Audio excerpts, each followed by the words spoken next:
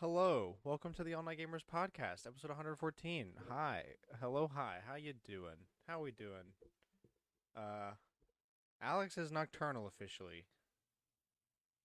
No, no, no. It'll be okay. You are. He is nocturnal. Well, hey, you lucked out with daylight savings. Did he luck out though? If he was just up for it? I'm always up during daylight savings. I don't remember the last time I got to get the hour as a sleep thing. It's just like, It was. hey, we're fine on hours. Look, the clock went back. And then you're up during the other one. And it's like, shoot, Pain. it's way later than I thought. Yeah, Jewel and I got back Uh, from a buddy's house Saturday night, and like DoorDash, McDonald's or something, and we ended up being like, oh, we just gained an hour. Whoops. Whoops. I'm normally not up that late I- anymore. I was almost up late enough for that.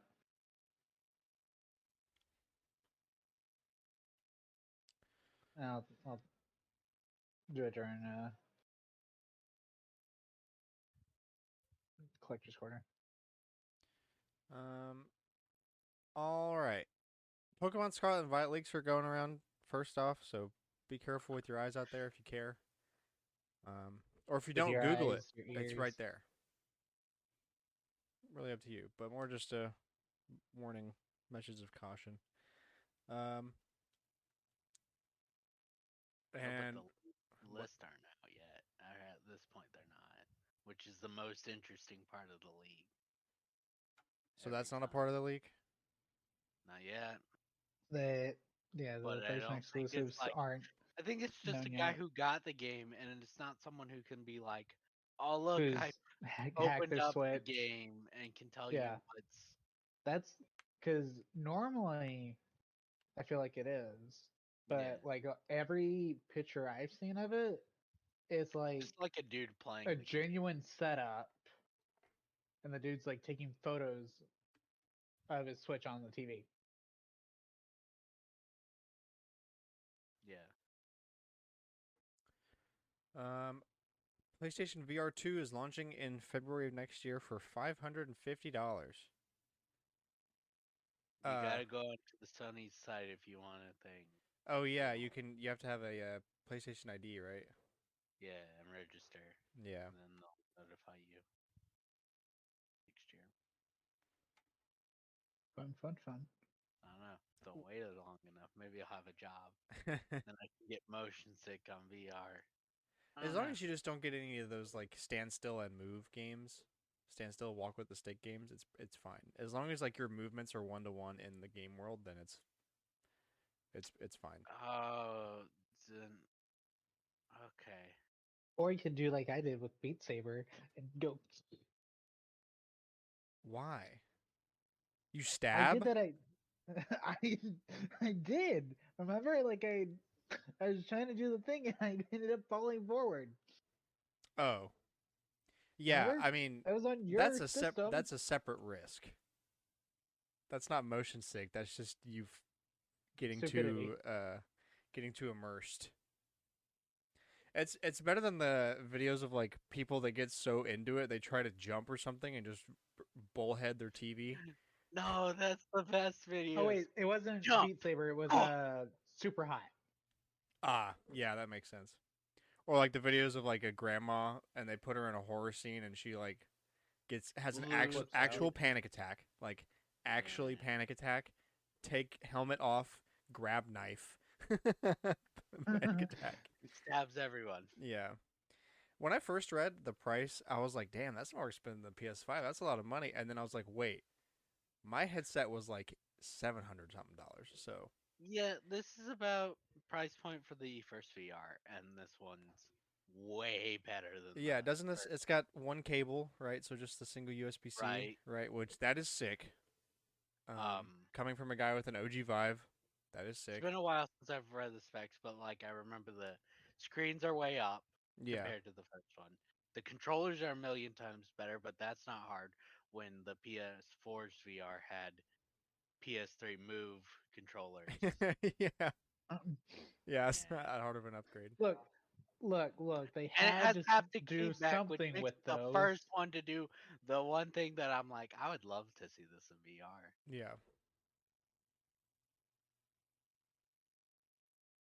So, yeah, go ahead and register if you haven't already. Um, He did. Sony acquires Beyond Sports. Yeah, I've never heard of Who this. is Beyond Sports? Just like some little thing, I think. I don't know. I found this like last minute before I crashed for an hour. Acquisition of Beyond Sports allows Sony to offer end-to-end options to clients for player data opportunities. Ugh, what does that mean? Beyond End Sports is to an end if artificial you're working with. intelligence-based data visualization company specializing in fan engagement. The Dutch tech company will join optical tracking provider Hawkeye and digital media platform Pulse Live among Sony's sports businesses. Beyond Sports can use player tracking data to create photorealistic simulations, some of which are used to buy pro sports clubs, but it has developed a particular niche in rendering graphical representations that target younger demographics of fans. For example, Beyond Sports animated highlights during the Nickelodeon broadcast of the NFL wildcard games the past 2 years. Um, that's how. Oh, so they can like take live action scenes and translate it into an animated thing because this is saying that like that's Oh, how they got this the is gonna Teenage be Mutant big. Ninja Turtles to play Yeah, this is football. gonna be big for sports games then. Yeah. Well, I mean, with Madden no longer being Madden, technically, Sony because has still, an exclusive sports one, and then they published it on Well, Microsoft. And Madden's still Madden. No, Nintendo. are you talking about college football? I'm talking about. well, EA, if EA is doing it, then whatever they're using for football You is talked about what Madden FIFA. is. Or which one? FIFA's the Madden's I one the that's one look that's about not to getting fall touched. apart. Yeah, Madden and which 2K are staying, FIFA fell apart. but FIFA Okay. fell apart, and EA's Because also doing FIFA the thing wants with a college football where ridiculous they're working amount. around it. Yeah, and then we've also got the Sony's got Uh, sport, baseball. MLB The Show. Yeah, yes, and they published it and on the that's others, and it's awkward because it's like Sony, Yeah, and but it's like that's wow, still MLB official. Madden is still NFL official. right? Um, But the show, okay. we'll see this technology probably not the next game, I think, but maybe the game after, like within the 2 or 3 games, we'll see this company at least helping. so it actually seems like this may not like they could use it for games. But it's more like Um, Sony, the other half of the Sony, corporation. the giant tech conglomerate, Yeah, not that Sony, the everybody gaming company. forgets. Yeah, Yeah, it's because they're talking about like using this for actual sports stuff, like right. Like it's shown for games, but yeah, commercials and fan engagement and blah blah blah whatever. Because like that's a big thing. Now that Thursday Night Football is on Prime Video, they've like fully plastered it with Amazon Web Services stuff because they have Amazon Web Services has like the most crazy AI server cloud that you can think of today. so That's not for like research. So they can do all these crazy freaking stats during the game, like, and the stuff they show is pretty crazy. Like catch percentages based on like distance and position and route and throw time and all this other stuff. so I wonder how far this will go because a few years back I looked into like why do we still football's a good example, right? Where we all do football. But why do we still use refs? Why not use the Oh, technology why we not had use AI? with Oh refs? my god, we had this debate at work a couple months ago. Right. And a lot of people seem to be like, well, yeah, you could, but part of the game is definitely the ref inter It's the human touch. Yeah, it's the human the error. AI would make it boring. Yeah. Like, yeah, will the call be perfect? Maybe not. Probably. Probably But most of the time, but also, I mean, there's a couple debates. There's one like, does it make it less interesting to have an AI? Two, does an AI lead to situations where they call a lot of unnecessary fouls because AIs can't read context? At least yet, anyway. yes. And like, yeah, like a big part of human touch is like, when do you decide the line between letting the players play and calling a holding or interference, like, or like an unnecessary roughness? Like, where do you draw that line? And like the variance in that, you know, can swing a game. It would swing a game. We would if they put in an AI ref, it would completely change the field of football, and I don't think people would like it. Yeah, I mean, it's a tradition thing. well, look at Auburn a couple weeks ago, barely, but like Hey, that if we really had AI bad refs, win while Auburn I would was have at beat home. Mississippi State last week. That was not a catch. Anybody that's from Mississippi State that wants to fight me, I will fight you. Normally, I take my defeat Let good and it go. well. I've eaten a Let lot of defeat over the past couple years, okay? But that You're one talking was about No. BS. The one you fourth down catch where he used the ground to catch the ball and they didn't overturn it. okay. It was there. There was that one and the pass interference in the last one, last down. That they're like, we got the pass interference flag, but the ball wasn't gonna get caught no matter what we did. Yeah, that's another thing. Like AIs can determine what an uncatchable ball is a lot more, and that definition could be very different. Also, Cooper just popped in here. Hello, Cooper. Hey guys. Hello, So Cooper. I'm late. Late. Didn't even say he was coming. Same difference. I'm like Lucas. I came out of nowhere. Or Steve from Minecraft in Smash Bros. You came from Minecraft. Minecraft, yeah. Dude, this where man we is at, old enough to sorry? drive and still says Minecraft. Sony acquired Beyond Sports. I'm gonna kill you, Grant. Puts a pipe bomb in your mailbox. But yeah, so Cooper, we were talking about Sony buying a company called Beyond Sports that does like AI transformations of realistic events. Oh, okay. And then we got a discussion And of about AI refing. referee.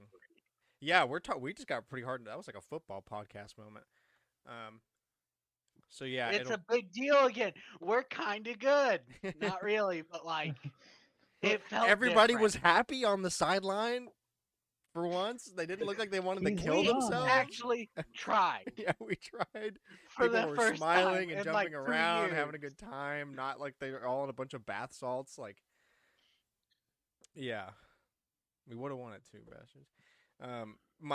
My coworker on the team that I merged with at work, he messaged me like first thing this morning. He was like, "Let's just both agree that that game didn't happen because I know what you're gonna say about that stupid call. I don't want to talk about it. We won and it's wrong, but I don't want to. He's like, I don't want to face it. I don't want to face it. He's like, I just let me have my win in silence." And I was like, I'm just gonna say that ref was that the call was bad, and I won't bug you. Anyway, the Dark Pictures Switchback VR announced for PSVR2 a spiritual successor to Until Dawn: Rush of Blood. This title was registered with the European Union Intellectual Property Office in August of last year. In January 2022, 5 more titles were registered. TDP Directive 8020, TDP The Craven Man, TDP Intercession, TDP Winterfold, and TDP Presence of Death. Presents. Presents O Death? Yeah. Oh. Which is different. Title. Anyways, TDP obviously stands for the Dark Pictures. Yeah, the Dark Pictures. So obviously 4 of these titles are going to be the next season of the series. And then because it says Presents O Death, I think it's like a spinoff. It will be the prevailing theory right now is it will be a card game. That would be interesting. But it's also the song in the game, so maybe it will be actually something special. It's just weird that it has a different title.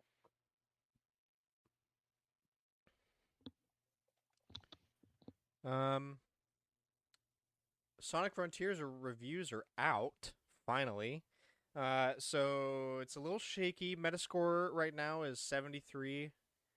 Um, mostly positives, a lot of mixed, and just a couple negatives. Um, That's so pretty good for Sonic, though. yeah, to Mhm. be truly honest with you.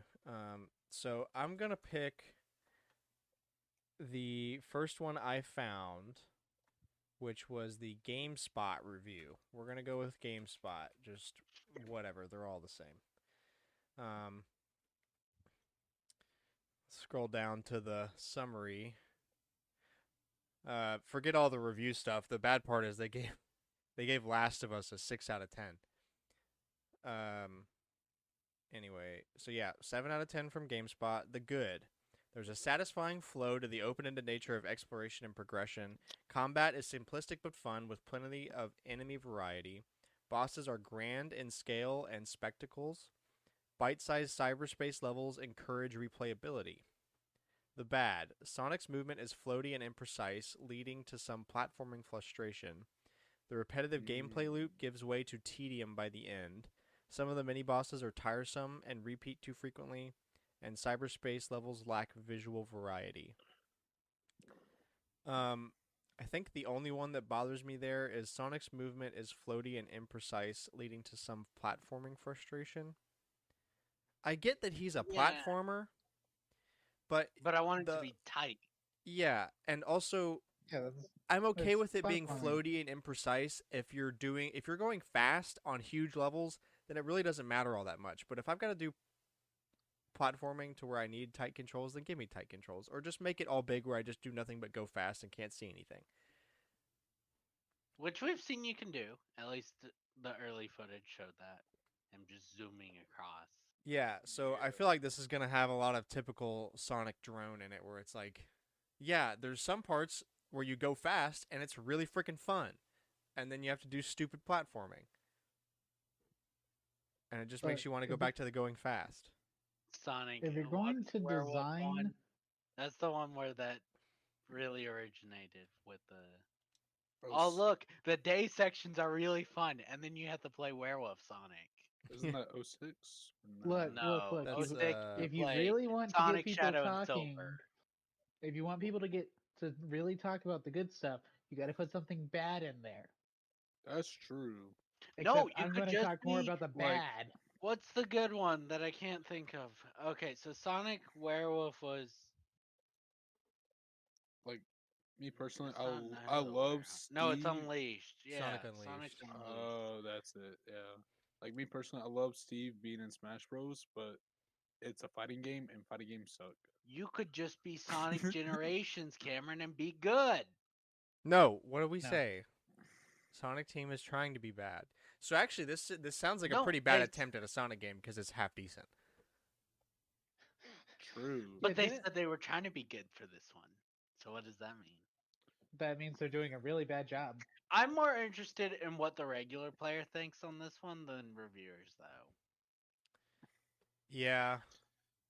I feel like Sonic is such a mixed bag with reviewers. Let me click the a 90 Attack of the Fanboy. Let's give you a chance. Attack of the Fanboy, whoever this is. They gave him a 90. A 9. A Wow. 90. 4.5 out of 5. Sonic Frontiers really picks up the slack where this franchise started to falter. It's still a Sonic game at its core and makes sure to stay true to the name even when branching out into other areas unfamiliar to the series. Um, let's see. With many risky elements implemented like the combat and open world, these were executed in a way that enhanced my time playing. The game plays very well and will appeal to veterans and newcomers to the long-running series. To those who still might be skeptical, give it a try. Frontiers preserves the best aspects of a modern Sonic game and expands upon it in ways that help refresh the series moving forward. Despite how well your platforming expertise is, this game is really hard to put down. It makes you want to keep running around, reaching new heights and new locales. So, we'll see. Yeah, It's we'll see. based on our sample size of 2 reviews. It sounds like It's got some pretty decent highs, but there's some frustrating parts that kind of bring it down. So it's a Sonic It's a game. Sonic game. Let's Yeah. go. Let's Wow. go. They did it. They Dude, made if a it's Sonic just game. if it's just adventure, they did a good job. Yeah. Where you know the you want to be like a Sonic game like Adventure and Adventure 2 where the lows aren't that low. Like they're a little boring in comparison to I want to go fast. So let me I go mean, fast. But like look at Knuckles' levels, right? Like, the and only well designed one is Pumpkin Hill. yes, King of the Hill. Hank Hill, bro. Hank Hill. Hank Hill. oh yes, my favorite Sonic character. Yes. Um. I mean, he was a video game character. So yeah, Sonic That's Frontiers is a true. Sonic game. That's been the All Night Gamers podcast. Good night. And lastly, before Collector's Corner, Target and Amazon both are having buy two get one free sales on video games this week.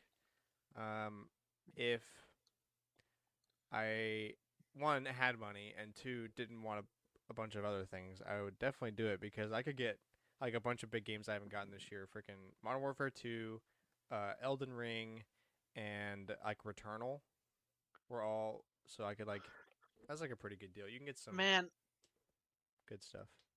Returnal feels weird to me because I remember all like their presentations things, so I've got an idea like because they're like, oh, because it's not. I don't. It's hard to describe, right? But like the one thing that interests me is everyone's like, it's as good as using the PlayStation Interactive stuff as Astro Yeah. Playroom, and I'm like, damn, I love Astro's Playroom for all that it does. I want to play something that uses it that well. So yeah, check it out. They're adding more games throughout the week, so be sure to maybe check it out on Thursday or Friday if you're looking to get some games for yourself or others, or maybe both. Hey, buy yourself a couple games, get a free game Someone for else. someone. Christmas. Yeah. All right, Collector's Corner. This is the weekly segment. Y'all know the drill. Go around, talk about what games been playing and what stuff we've been doing, and whatever else. Cameron, you start us off. Let's hear your. So obviously been playing Splatoon. Um, still doing the dailies for Alex and Cooper because they won't do them themselves. Lazies. Untrue. Untrue, bro. When was the last time you As played? if you're gonna Feel get free. shot if you Daily? don't do them. Yes.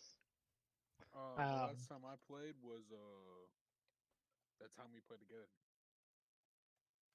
that So the wasn't for last your Blast daily. Pass?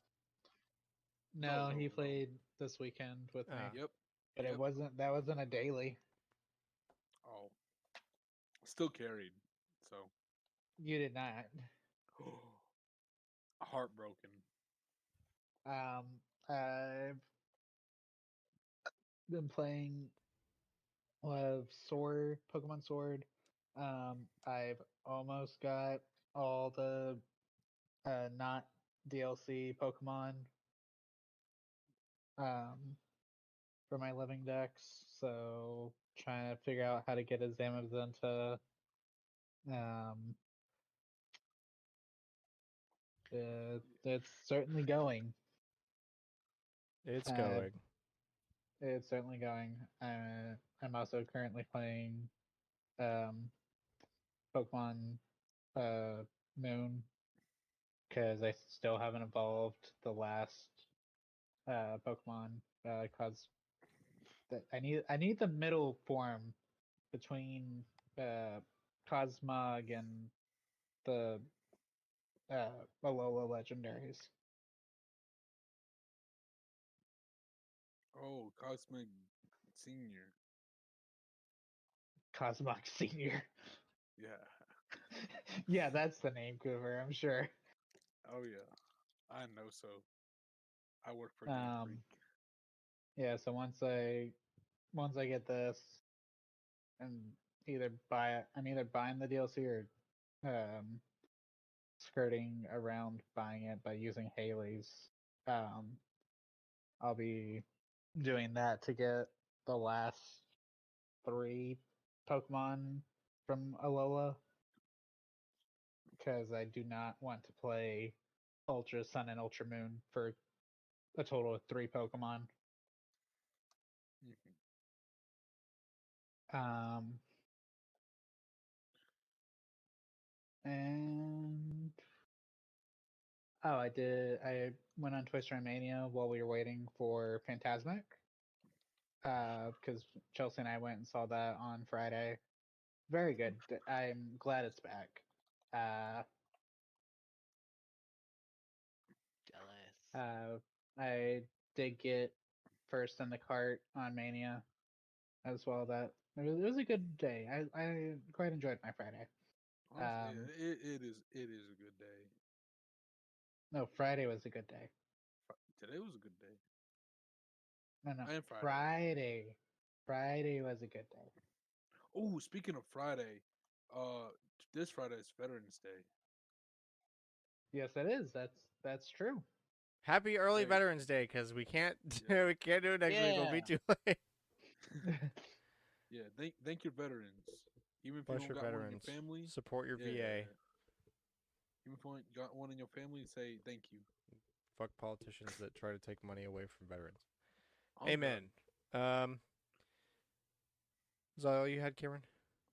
um, So I didn't mean to interrupt. Pokemon. Yeah. Oh, Among Us. We played Among Us Saturday night.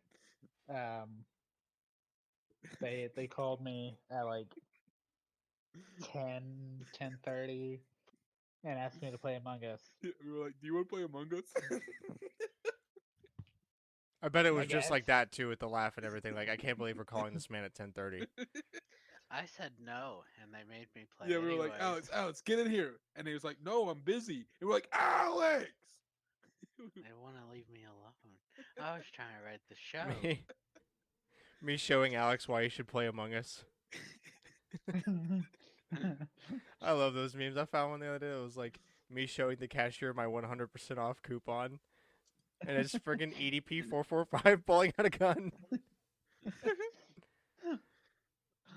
Uh, Yeah, so we ended up playing uh until like 12:20 or so.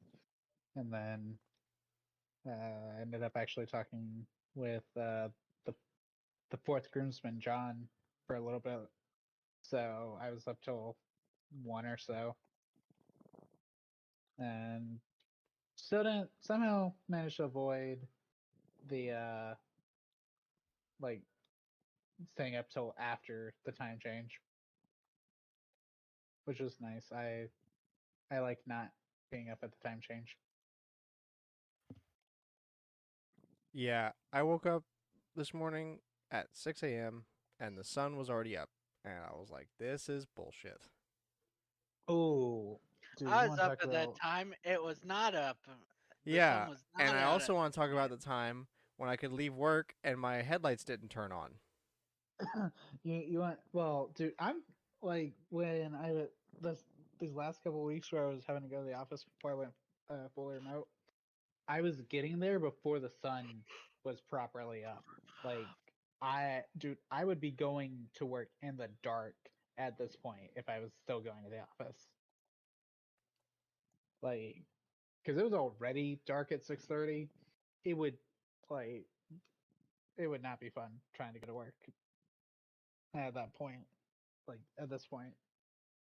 Um, but um, so yesterday, right? I was taking Chelsea to work because I told her I would, and I was driving through property and I forgot that the Run Disney stuff was still there. So my normal path from the Magic Kingdom cast lot back to my apartment was blocked. So I try because I usually go like in front of Grand Floridian and get on World Drive that way. That was blocked. Tried to go down to World Drive. That was blocked.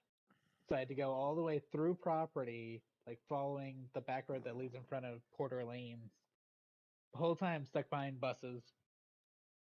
And I'm just like, I could be asleep right now. So I just stayed up all day because I was like, what's the point? Happiness. I guess, but I got back and I was like, I'm not even because I'd already been out of the apartment for over an hour, so I was like, it's not even worth it at this point.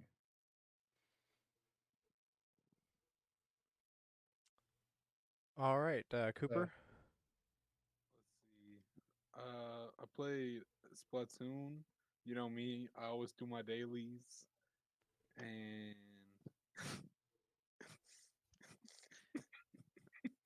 I love how Cooper doesn't have his camera on, so he looked at Alex's camera to give his reaction.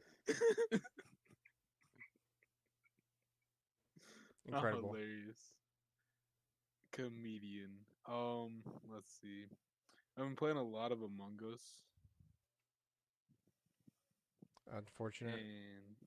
Unfortunately, and yeah, Cooper grinds out Among Us like there's no tomorrow. there isn't. Let's see. What else have I been playing? Oh, I've been playing Pokemon Go. Pokemon Go is kind of fun. Oh yeah, you mentioned you started that back last week. Yeah. Oh, I forgot this part of my What are you Yeah. missing? literally just the new ones. Okay. And Okay. those should be in on Friday for both uh home and the apartment. Oh yeah, the Splatoon 3 maybe will drop this Friday. Yeah. Forgot to mention that. What else you got, Coop? Just in time for the swap quest. Oh yeah, I have the Steve and Alex amiibo. I just took Cameron's and claimed them as my own. Easy money. Easy money. No. Easy yeah. money. That logic is so No, sound. Thank you. buy your own. Just No, Why? yeah. Why would he need to? He already has them now. I already have them, bro. You should buy your Why would own. Yeah, buy your own. I did buy Cameron. my own. I don't think so. You have the receipt? That's what I Yes. thought. No, you don't. I burned the receipt. Oh my god, I gave a creeper speed. Ah! All right. Just a speed arrow. Let's see. I've been playing a little bit of Minecraft too. Oh really? No. Couldn't I tell. know. I know. Let's see. Yeah, I've been playing a little bit of Minecraft, Among Us, Splatoon a bit. What else have I been doing? I finally got like caught up in all my classes, and I learned how to make bread. Bread's a long process, bro, and Mhm. we're gonna do another bread, and it's gonna be a 3 day long process this week. Yeah, bro. I'm saving. Genuinely incredible bread takes a lot of effort. Just like anything. It really Really, does. really good food takes several days and a lot of effort, but it's so worth it. It's so worth And that's what makes me want to have a freaking like a pizza oven or like one of those like propane ones or something, it. Ooh. so you could make like your own pizza dough and like like you make it, you let it sit in the fridge overnight, and then you have to like let the yeast marinate for a long ass time, but it makes like this crunchy, perfect, bubbly crust. Oh, It's just yeah, sounds really good. Yeah. cooking's good. Oh Cooking yeah, is good. cooking's amazing. Um, That's why I'm going into culinary. Cooper the And then, chef. yeah. I would never eat anything you make. Wow. Hey. Now that's fair actually. But wow. Why is that fair? Well, I would eat at it the if as long minute. as Cooper didn't know that it was for me until I got it. You think I would put something in the food? Yeah, I do. Just gonna be honest, Wow. just straight up, I do. Big brain, big brain. I did not become surf safe certified to be slandered like this. He's got it for 5 years. Yeah, let's see. I burned a year, but I still have it for 4 more years.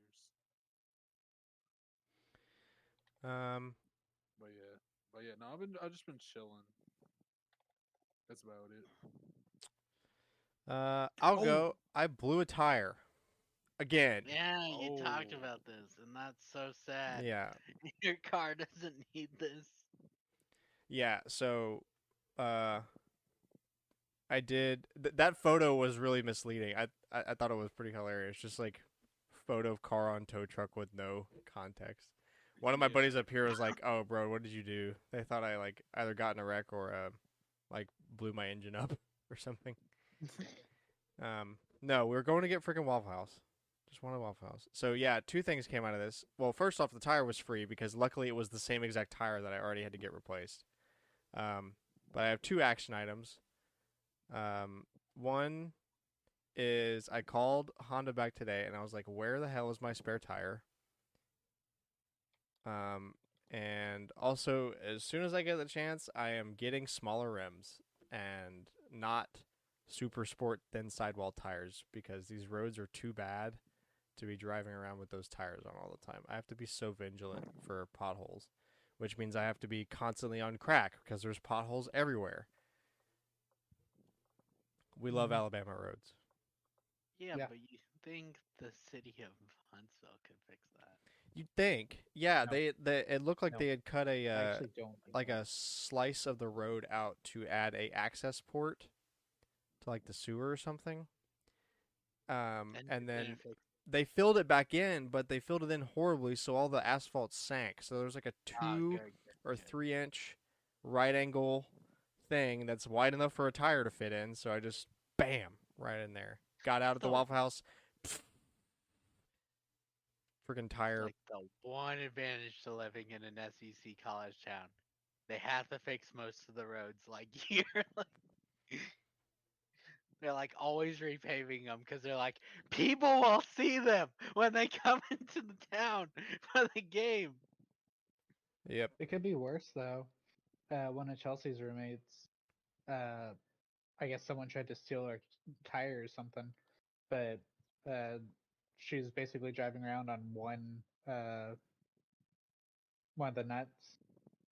It popped off when she got back into the apartment driveway. Like she was heading back over to their side of the apartment.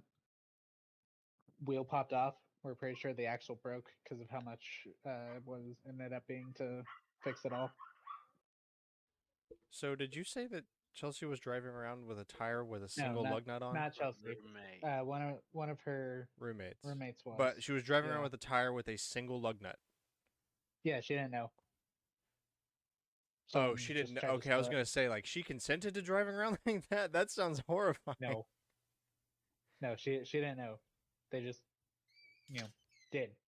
Like someone basically tried to take her tire, and Get my- that's the pain. Um. So yeah, dealt with that. That was fun.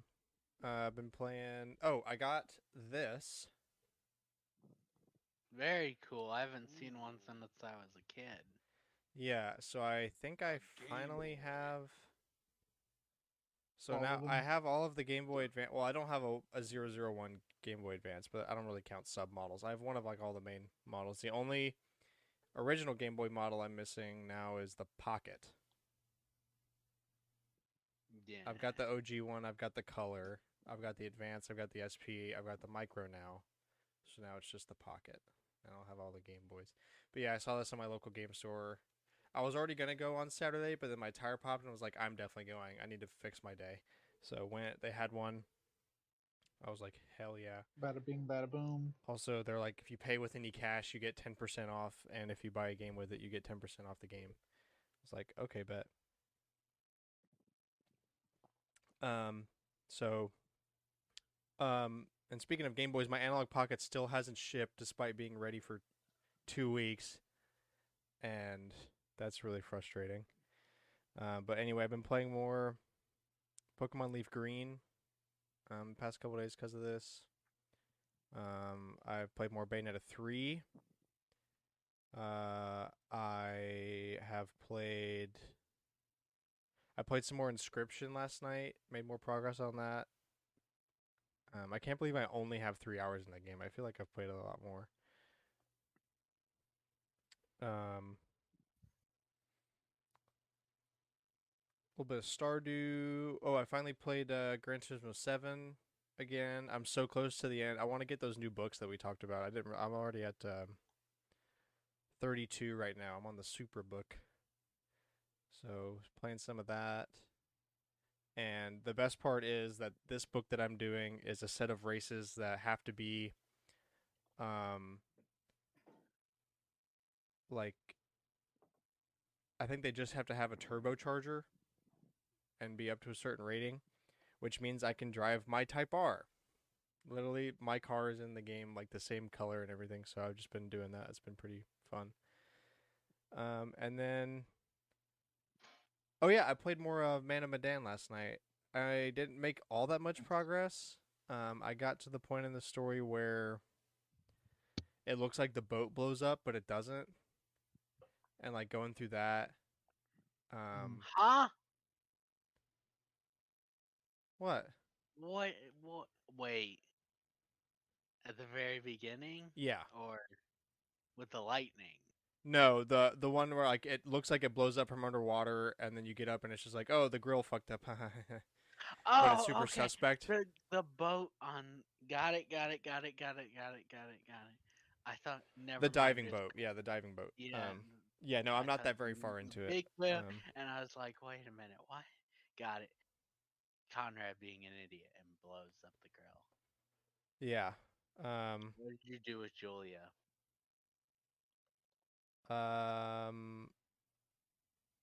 What do you mean? Like which part? Literally that moment right before they're like, Oh, oh when they're under shit, the water? yeah, Oh, and I he's made him like, wait. don't Made him put wait. I made him wait the whole time. good choice. That I is like the most unfair choice in the game. Yeah. Because Well, if you because it was like either two things are gonna happen. One, it's a bait, which it was, or I'm gonna get punished for waiting. But I knew that if I didn't wait, there was a good chance one of them was gonna get sick and or die because the bends.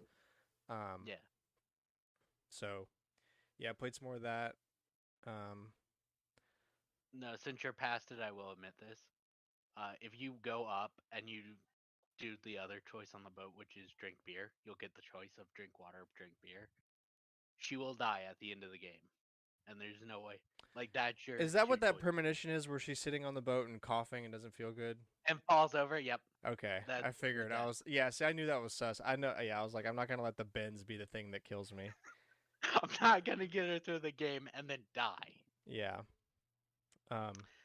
Man of Medan is really interesting in comparison because basically anybody can be the main character. Like they can all kind of follow the same paths. There's still a couple collectibles only they can get, but they can all kind of do all the paths depending on who you send where.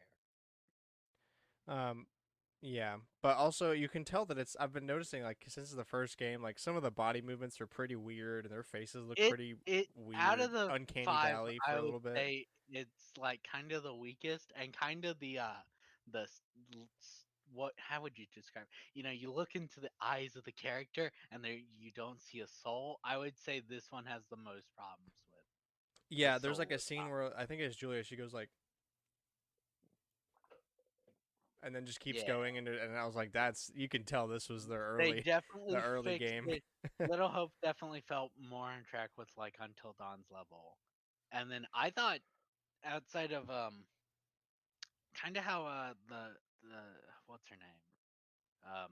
The old Disney Channel actress, Ashley Tisdale. I don't think it looks like her. She's the person like Sean Ashmore is Conrad, and that's why he's on the cover of the box.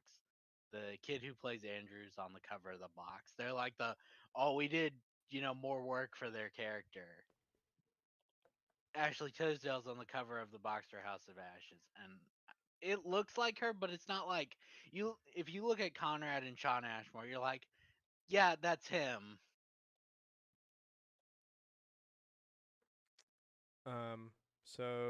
And that's all I think I. Yeah, that's about everything.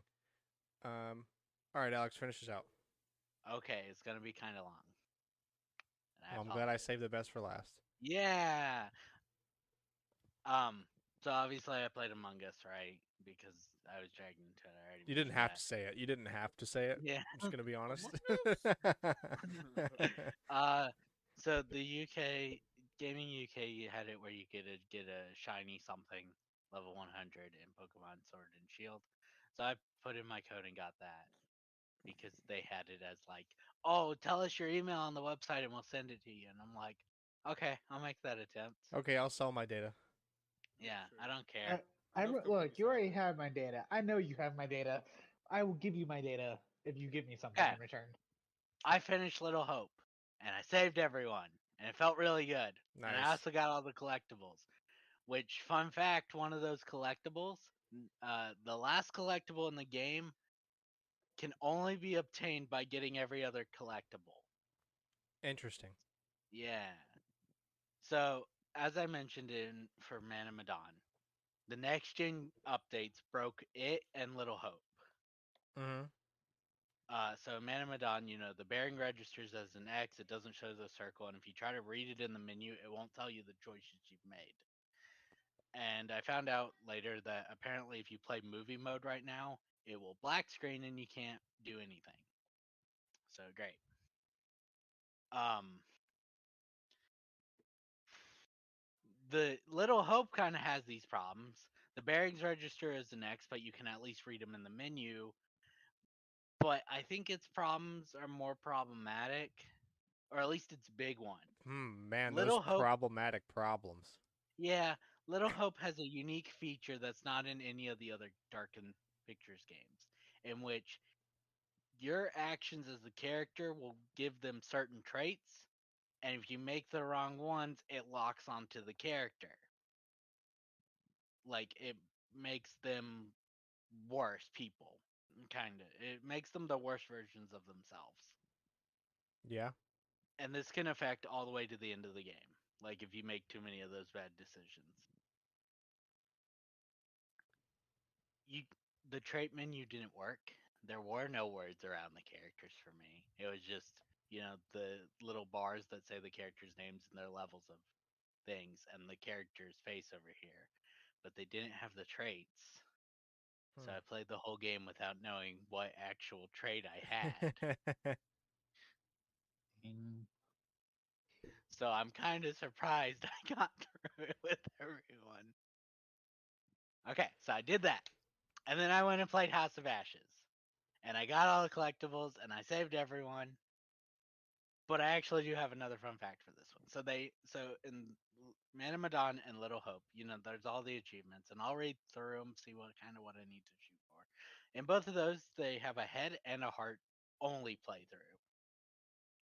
Due to the fact that you play Marines in 2003, you only have to make head decisions to get an achievement. There is no heart only one in House of Ashes. Okay.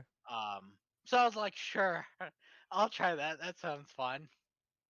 You can make it through almost the entire game by making head decisions only. Like then there's a choice where it's like, well, if I make the head decision, you're gonna kill my character. So I can't let that happen. So I guess I'll finally make a heart decision here, so that everybody lives. But you can make it through the almost the entire game. But it's kind of funny because it makes everybody dislike each other because you're making all the head decisions. Except Jason and Salim, who it doesn't kind of matter because you know I'll explain this idea, I guess. In each of so you've got they kind of did this to make a point, I guess. But in each of you have the 5 playable characters, right? But they make it 4 of a kind and 1 different. So in Man of Medan, it's 4 passengers and their captain. In Little Hope, it's 4 students and their teacher. And in House of Ashes, it's 4 American soldiers and 1 Iraqi soldier.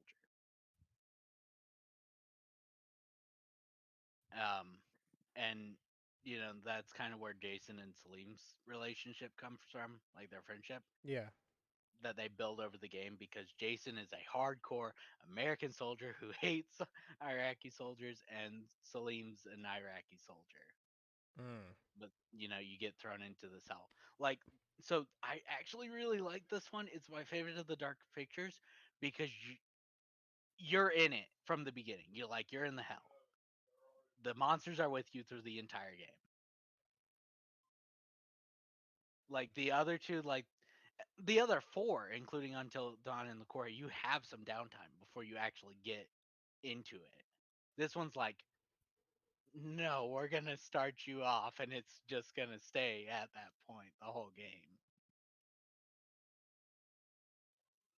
Um, it also included the first actual epilogue since Until Dawn, Oh yeah. where the characters actually discuss, like, so like in whoever lives in Until Dawn will discuss with the police what happened on the mountain. Um, in House of Ashes, whoever lives, they'll talk to a government organ, an American government group, like to talk about what happened down there. But during this, these two characters are like that. You're kind of they're walking around and talking to each one and making notes and comments.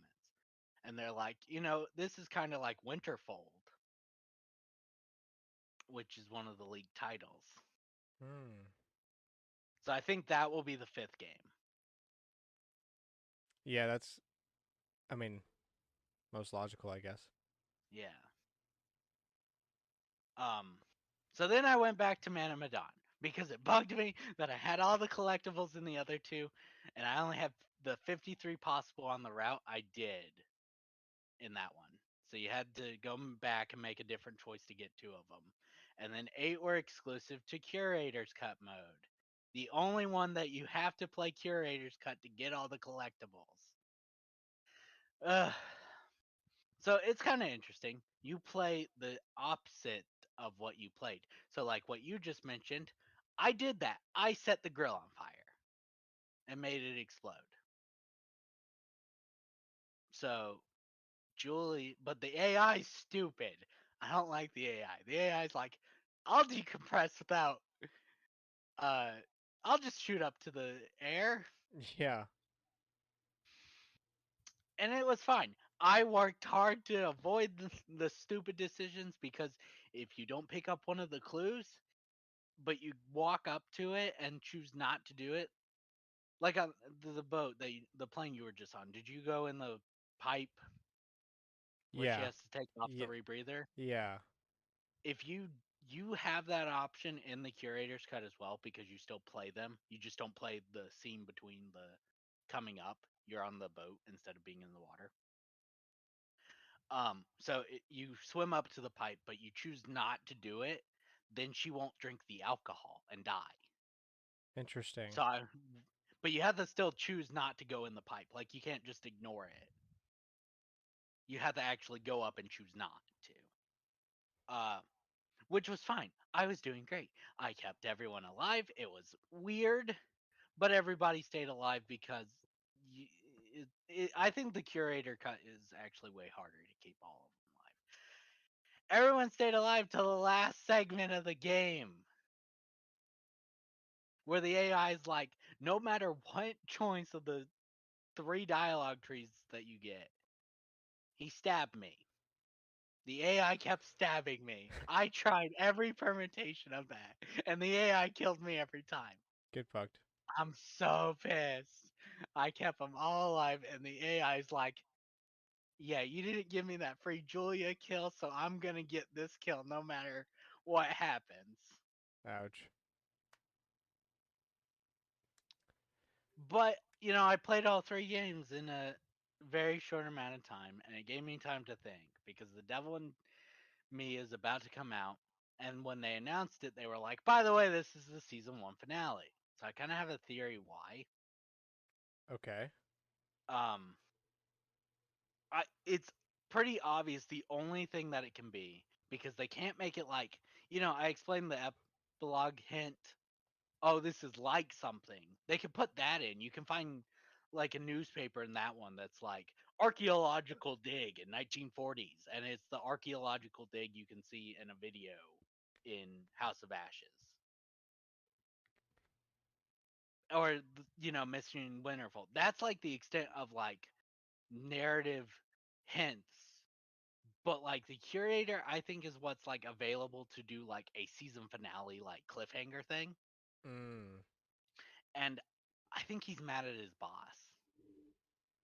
So when you meet him in the first game, he's like, "It's not my place to interfere, but I might be persuaded to offer the occasional hint." And then he'll still give you kind of hints even if you tell him no. Yeah. In Little Hope, he looked around and then said, "But I'm simply here to record what you do, not to help you." And then he drops to a whisper and says, "I'm not supposed to interfere, you see. Not my place, apparently." I Like remember that. yeah, like he's super pissed someone told him off. Yeah. And then he gives you a lot, like these are the most useful hints. Like if you accept them, they're really useful. He's helping you like really hard, and he even reveals the twist to you. Like if you're paying close enough attention to something he shows you, it's Yeah. the twist of the game. So then came House of Ashes, where he says, "Understand that I am not here to help you." Then he proceeds to lower his voice and says, "Although I have been known to bend the rules from time to time." In the game, he only gives you a single hint for the entire playthrough. And before he does it, he says, "I can offer you some words of advice as long as you are willing to keep this strictly between ourselves."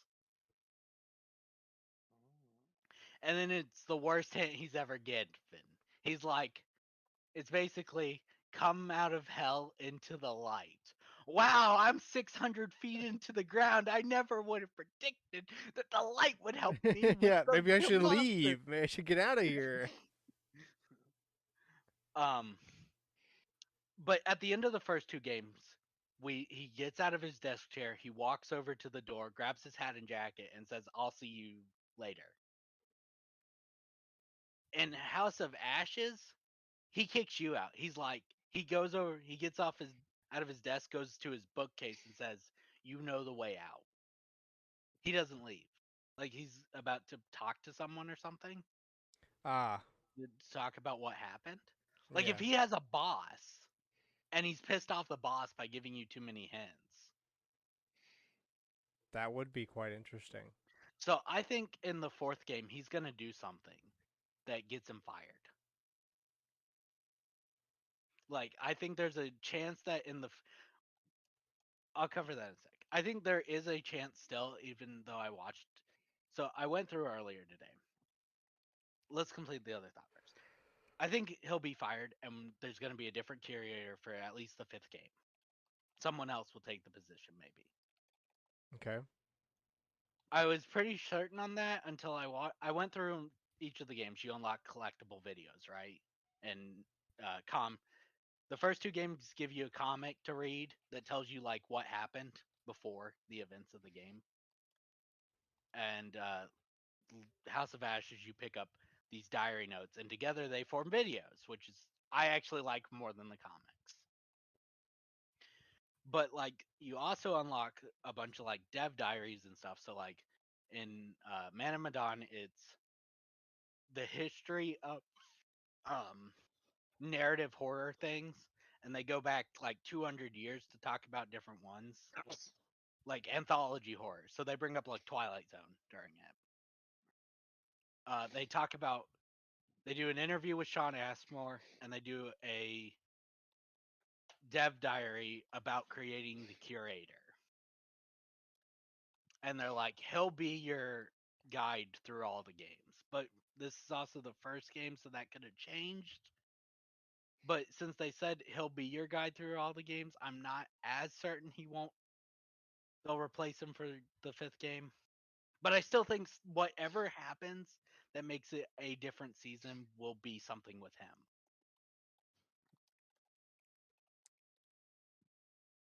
Man, that was a hell of a theory. I guess we'll see. We gotta remember this. We gotta remember to bring this up. Yeah, I also did want to bring this up. They announced so they showed off a lot of gameplay for Devil in Me, right?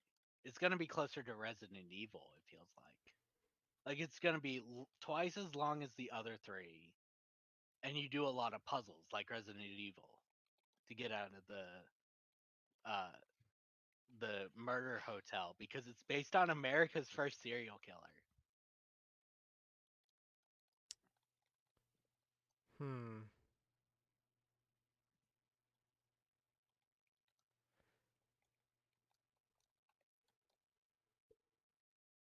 Man, Yeah, that's I'm getting me. yeah, I'm That's pretty getting me that overwhelmed chill earlier. with Dark Pictures theory now. That was like a good game theory video. Someone should get Matt We Pat need in to. on this. Somebody call Matt No, Pat. no, no. We should post that. We should post the I wouldn't theory, be and surprised then if we someone get else the already game has theory that. fans. Yeah. You can't really get those fans though. People try all the time. True. I think it has to do with his personality. Well, Yeah. also, he's at a point where He he can can just. tell people go subscribe to my food channel and get 1 million subscribers in a day. Yeah. Did you? I guess since you played all that, you didn't touch Resident Evil 8. Right. Damn it. But my mental health is really up, even though it's a horror game. So 'Cause time to go into Resident Evil. Take it back down. I keep a Balance. list of games I beat, so seeing the number go up feels good. Numbers go up, baby. Numbers go Numbers go up. up. Somebody Numbers call go New York. up. Only go up. Numbers go Up and up. up, baby. Up and up. That's Here we why I keep the go. list of games I've beaten. I think it's up to 20 this year. So a little slow, but I'm Man, okay with inflation's it. crazy. That was a dud. All right. Cooper hit us with with the Fae. All right. So we got a new banner, new ninja banner. It has all wyverns.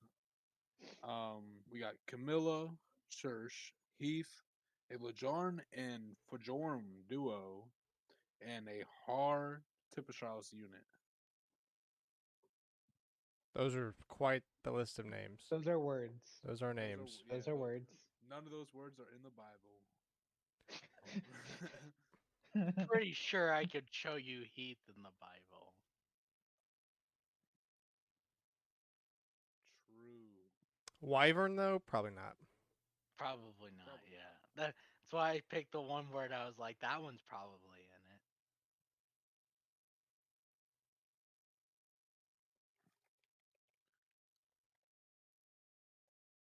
Also, I gotta head out. Sorry.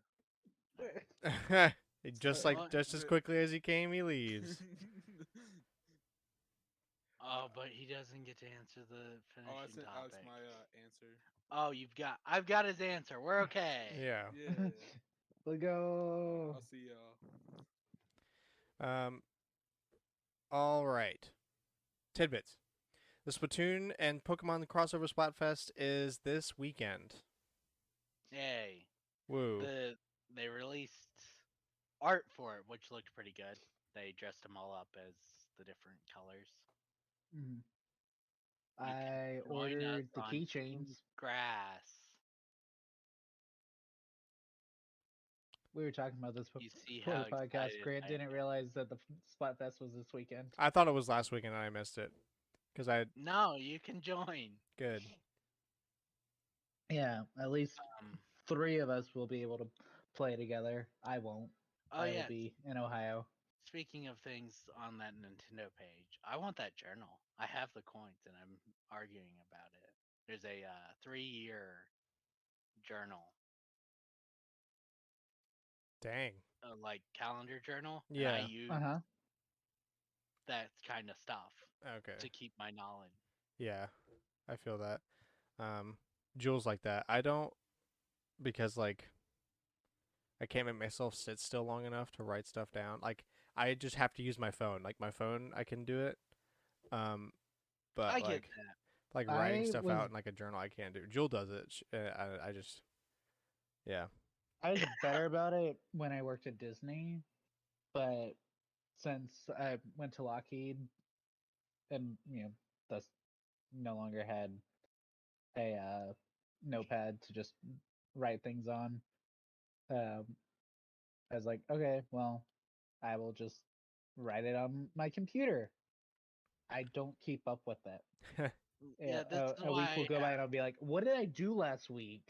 Because This like is I why I look at have my a Disney journal. one, and for the most part, it's like, boom, that this is what I did. See, Like I there use was that for very few work times. because too many things are happening. Like I have to write it down because I just don't have the Mm-hmm. mental capacity to remember all that Mm-hmm. stuff. But I definitely can only use it like at work because I just have to like randomly jot down things and then I forget everything that everybody told me. So I have to write it down otherwise I won't get nothing done and then people get mad. They come back like 3 days later like, "Hey, did you ever do that thing?" Like, "Oh no, I totally forgot."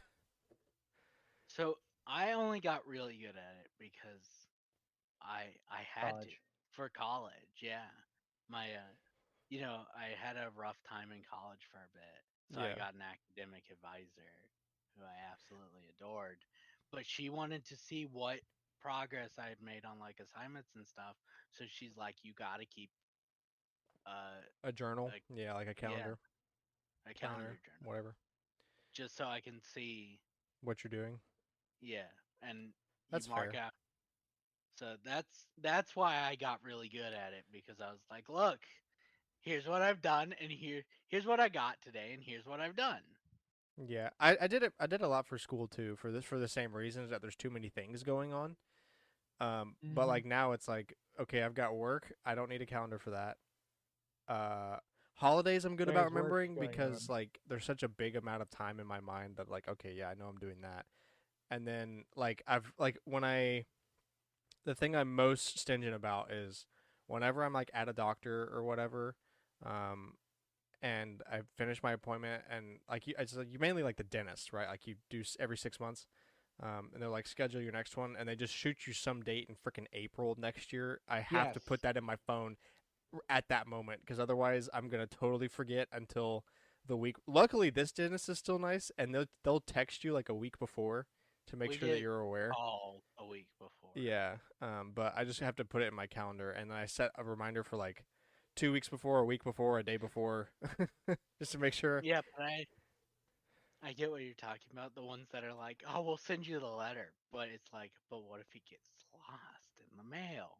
And you only send it like a week before, and it's like, oh shoot, I have the dentist. Yeah, Yeah, mine at this point, like until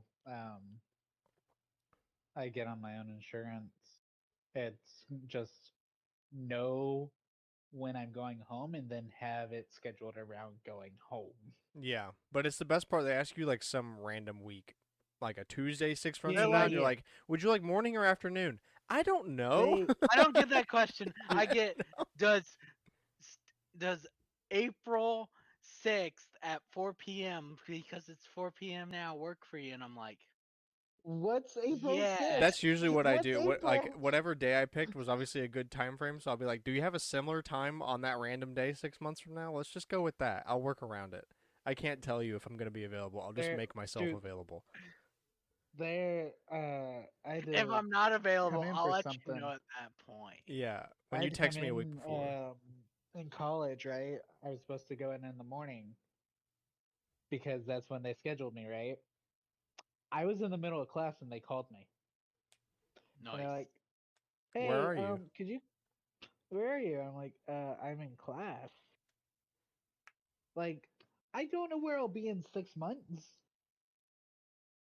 They tried to have me schedule it on the college program, and like when I think I got it like right before I was gonna come down, right? And they're like, "Okay, so does November work for you? And I'm like, I don't know. How would I know? Sure. I'll schedule off as soon as I start. Yeah. All right. Take-Two says that GTA 6 leak will not impact development. Well, that's good. I mean, it really can't. Did y'all look at it? Yeah. Yeah. Yeah. What are you gonna do? Restart? You could restart and it wouldn't impact development. The only thing you've promised is we will have a female protagonist. Yeah. That's it. That's the one thing you promised.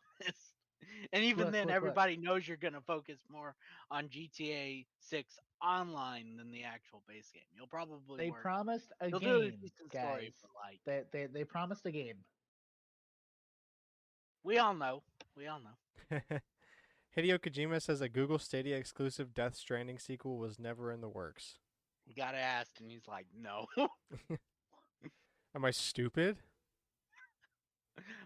This platform that has to prove itself before anyone's willing to actually put development time. Yes, I put the game that I actually want to succeed and I'm spending lots of money on in. Yes. Well, that you was know, me. I'm sure everybody else did this too, but personally, when I heard Google Stadia was dying, the first thing I thought of was, what about the Death Stranding sequel? Ugh.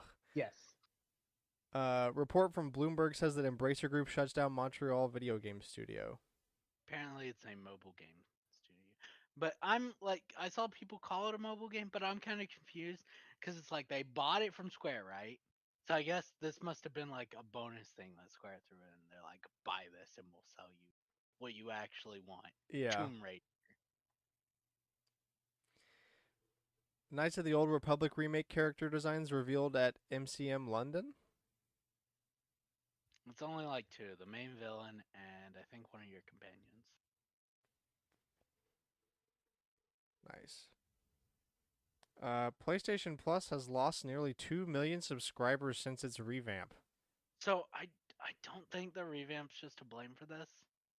I think COVID numbers boosted it like crazy. Probably, yeah, and it's also was not a good explanation. Like, it was pretty confusing, so a lot of people might have just thought that, like, I'm gonna get charged double. yeah, I still want it to have a family plan, man. I would be in on that 100%. true. But also, like, I mean, I don't know, it's just family. You don't have a family set of PS5s. Like, you might have two in the house if you're, like, upper class. I know, but you can But- have 8 accounts on the same PS5. They know families use them. And then Don't you get access to PlayStation Plus if if an account on that PlayStation is owned by someone who has PlayStation Plus? Or maybe not. I don't know. I You don't get know. to play the games on there. I never made a test. I've been Cause like I had like when Cold War was big, and me and my buddies were playing the zombies mode all the time. So my buddy had his PS5 with PlayStation Plus, and my other friend would play on his PlayStation 5 with him, like co-op, and he could just play online with him. Whereas like an actual He had his own account. He had his own account without PlayStation Plus, but since Alex had PlayStation Plus, Aaron could play too. Because it was like online co-op. But that might be like a corner case because it's Call of Duty and you're playing Right. online on the same game and it's co-op and one person has the online, so it's fine. I'm trying to think if I have any games like that to test because I have the PlayStation Plus right now for a little bit. I wanted to back everything up again. I think I mentioned that when I bought it. Mario Party and Mario Party 2 are now available on N64 NSO. Dude, Mario Party's one box hurt my brain for a while. I was like, didn't they say this would be one? Why is the 3 right next to the I hate that so much. It still screws with me. I was like, where's 1? It says 3. And then my mind went, wait. No, they're not nice. So enough to where's give us- 3? Yeah, I next year.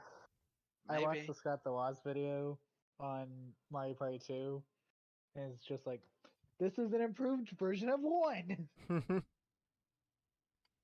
Yeah, but I'd rather play the GameCube ones. It's fucking Mario Kart again. New Pokemon revealed. Gimagool. He Gimmighoul. has a queen. He has 2 versions. He has a chest version, and the theory right now is that if I don't know how we're supposed to go about filling up the chest, but the theory is that if you fill up the chest with 1,000 coins, then he's going to evolve, because they did a little storybook thing, which is actually pretty unique for a reveal. And it talked about the chest version controlling this girl, and she was picking up coins and putting them in the chest, and it stopped when she got to 1,000. Like, it didn't say what happened at that point. Um, but then there's the version that walks around, um, which is the Wanderer version, and that's in Go right now. I don't think it's available to like catch yet. So I think I didn't What? watch the trailer, Mhm. but did it have voice acting? Because the Y- doggy one had voice acting, and then they were like, "We're not putting voice acting in Pokemon." Why not? the This perf- is the like, perf- both so the professor from Go and the professor in Scarlet and Violet were there's 2 both. professors in Scarlet and Violet. I don't think it was one, or not the professor. I guess he was a teacher. You have the Um, guy and you have the girl in the no, Craven it the wasn't. Hunter outfit. It wasn't Craven or Craven's counterpart. No, it was I guess one of the teachers. He looked like a nerd. Wow. Out of pocket. Um, but they both had voice acting, and the storybook had voice acting. Drives me crazy. It's like the one thing, if they're not gonna do anything else, they could at least give us voice acting. You know, almost 30 years in. I mean, especially considering the fact that there were parts of Sword and Shield that That felt like they obviously needed should it. have had it. Yeah. The singing, any part where they were singing or talking into a mic, like, yeah, they should have had it. All right. Lots of ghost Pokemon in this region, which is a good decision. But hopefully it doesn't make it feel like water Pokemon in Hoenn. Like there's a balance. Yeah, but there's so many water Pokemon, even at because they're easily going to hit 1,000 Pokemon with this next game, um, and And even with whoever is it, 1,000 should have gold shiny. I think there are gold shiny. Arbok has a gold shiny. Yeah, but it's the 1,000. I'm just saying it should be special. I honestly We wouldn't be made it surprised. 30 years later. I wouldn't be surprised if the evolution of Gimmighoul's chest form is the 1,000th Pokemon. Stranger Things VR game announced for winter 2023. You play Vecna. Ah. You play Vecna. Wait, seriously? Why? Yes, that's confirmed. I wasn't joking. I don't like that. Why do you want to play the villain? I don't know. I don't know. Play the game. Find out. No. I'd have to get a VR headset. It's a good excuse, but you could get the PSVR2 and play it. With what Good. money? All my money goes to rent. All your money goes to Halloween and Christmas. I still pay rent. You made your choices. I still pay rent. No comment. Bend Studio has now grown to over 150 devs. Bend Studio? They work for Sony. They made Uncharted Golden Abyss. Ah. They also worked on Days Gone? I only knew that game off the top of my head. I don't know what else they've made. Guys. Wait, What? hold on. I gotta read to confirm this before I say it. Yeah, don't say it and then be wrong. Guys. Mm-hmm. They developed Bubsy 3D. Oh, let's go. I'm so glad this company has 150 employees now. They were called iDetect at the time, but it was their team of 8 people. They developed Bubsy 3D. Interesting. Interesting. Kratos, Atreus, and Freya costumes for Sackboy: A Big Adventure available on November 9th, which is the day this podcast comes out. Yep. Oh yeah, doesn't that release on Friday? Yes. Ragnarok? Yeah, I believe so. Because it's like that, and then there's a little bit of breathing time for Devil and Me, and then it's Pokemon. It's like boom, boom, boom. They, 'Cause everybody wants to be out before. Game Awards. So Well, yeah. I've The noticed more important thing though, Black Black Friday. Friday. Yeah, right. I have noticed this. So on this last Friday, the Pokemon Switch released, right? Yep. And I've like all weekend I've still seen like Wario64 and Cheap Ass Gamer post that it's available, and I'm just like, what is going on? It's a Pokemon Switch, so Huh? The Pokemon variants are always super popular. that's I the remember thing, the. Alex. It's still available. It was still available Oh, and yesterday. it's OLED, right? Mm-hmm. Yeah, That should be sold out. I don't have yeah, money. that's the problem. It's not.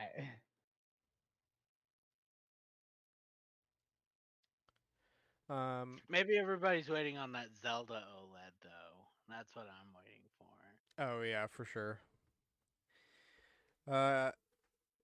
Indie World Showcase is also happening this Wednesday. So we'll talk about it next We'll week. cover what they talk about. Maybe there will be something interesting, but probably not. Let's see. There's also that Pokemon trailer that's releasing whenever that is, and that it should be the last one before the game releases. And we will probably mention whatever's announced in that if it's significant enough. The Pokemon. The Pokemon's gonna be the one thing significant. They've already announced everything special for this game. They did a deep dive into terraforming, which is just Terraforming. yeah. Love that. Alan Wake Remastered has sold less than Remedy hoped. Oh, really? Couldn't have guessed. I think anybody could have predicted it would undersell. I promise you, they set the sell price really, or sell bar really high, even though it's like, huh, what is this? It's Alan Wake Remastered. Yeah, for sure. I think the only remaster that will go crazy, Bangbusters maybe, is the depending on what they do, it's the cheerleader zombie killer one that I can't remember. Oh, I know what you're talking about. Yeah.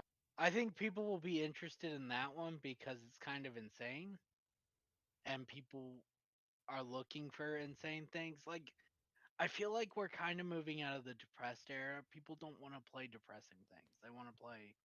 Yeah, Well, I think we think about it, right? sign of the Like, times, boys. yeah, think about it in terms of like um, what's going on in the world, right?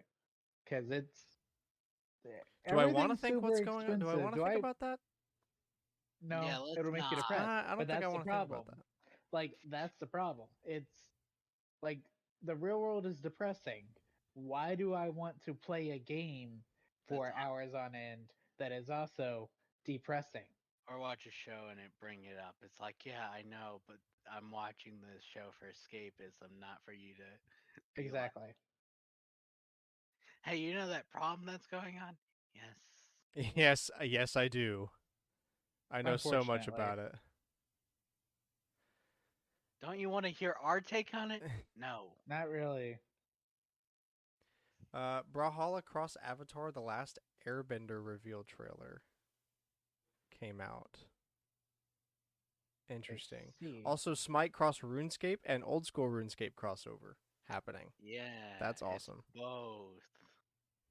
Is it gonna be good? Probably not, but it's like really interesting. It is a very interesting combination. Modern I Warfare. w- Oh, you good?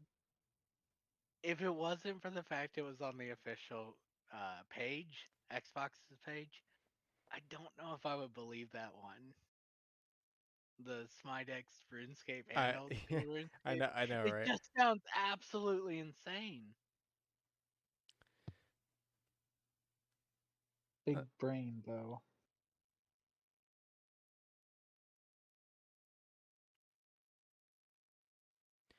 Modern Warfare 2 tops $1 billion in sales in 10 days. And it also broke the franchise's 72-hour sales record of $800 million. That's good. So, Good. Activision said player engagement has exceeded more than 200 million hours and over 1 billion matches across PlayStation, Xbox, and PC. I mean, I would have predicted that.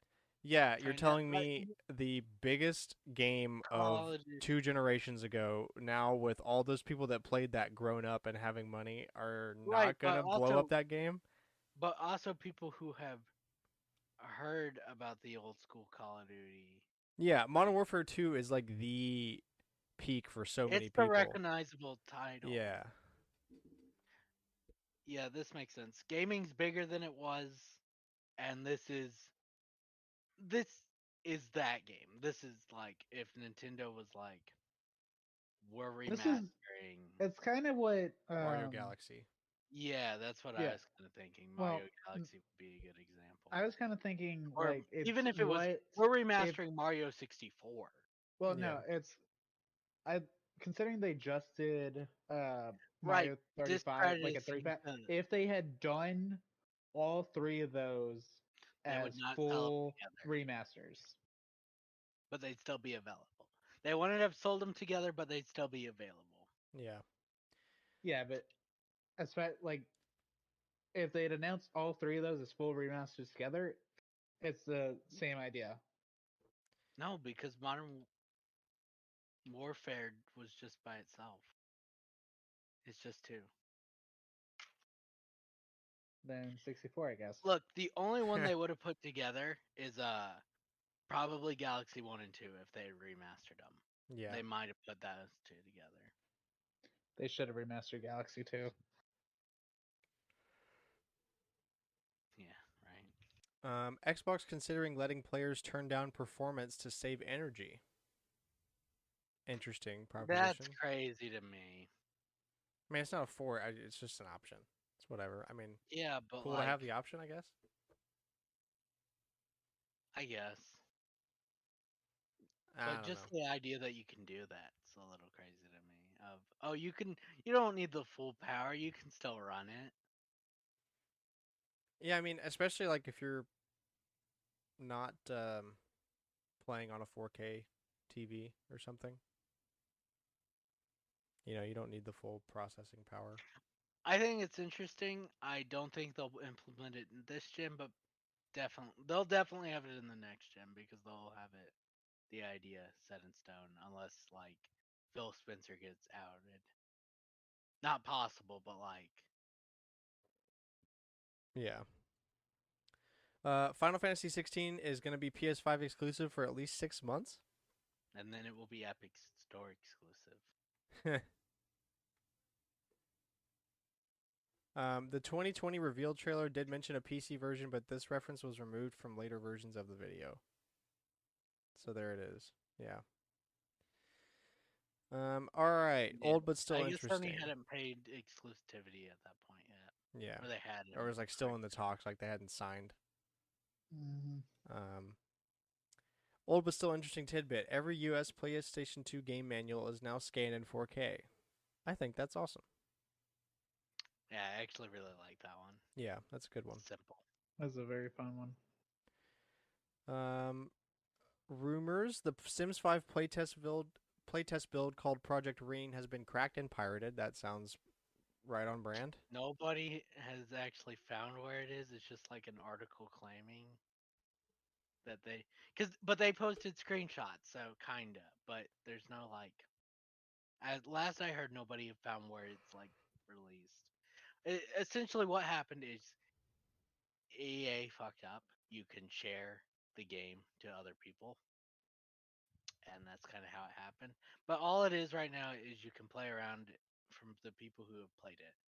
You can play around in the building mode of the house, and you can paint the furniture like instead of having presets like 30 presets or whatever, you can make it be like, oh, I want the chair to be black, but like the handles to be black, but I want the chair to be blue.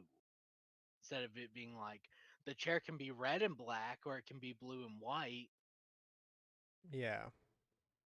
Like you can go crazy with the details, which is a good step in Sims direction, but hopefully it doesn't mean they're going to cut a bunch of things from the base game and be like, well, we gave you a lot of house modeling, and I'm like, it's not what I play Sims for. I mean, that's what I said about Animal Crossing, and yet here we are. Um, Elden Ring potential DLC content info data mined from version 1.07. I wonder what's going to come of that. That'd be, I mean, probably would sell damn well. Yeah, we'll have to see. And also PS5 Slim to be released Q3 of next year.